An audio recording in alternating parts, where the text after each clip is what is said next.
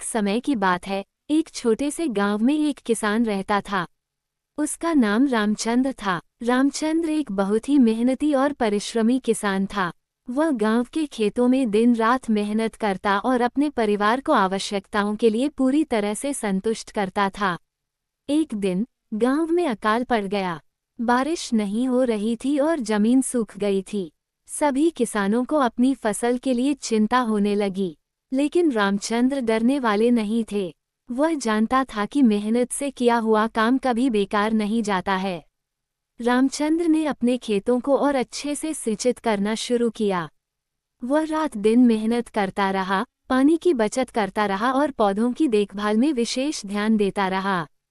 दूसरे किसान उसे हंसते और मजाक उड़ाते रहे, पर रामचंद्र अपने लक्ष्य के प्रति सदा संकल्पबद्ध रहा। कुछ समय बाद बादल उमड़ आए और बारिश शुरू हो गई। रामचंद्र की खेती के पौधे जीवंत हो गए और उनकी फसल बढ़ने लगी। वो खुशी से झूम उठा, क्योंकि उसका मेहनत और धैर्य उसे उनके सपनों की प्राप्ति तक पहुंचा रहे थे।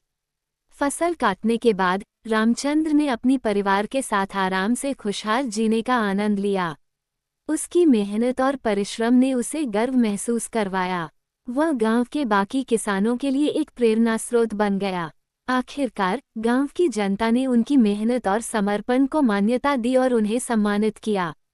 रामचंद्र की कहानी और संघर्ष गांव के अन्य किसानों को भी प्रेरित करते रहे।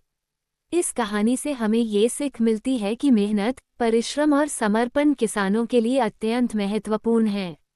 यदि हम मेहनत करें और परिश्रम करें, तो हम सफलता के मार्ग पर चलने में सफल हो सकते हैं, चाहे कितना भी कठिनाइयां आएं।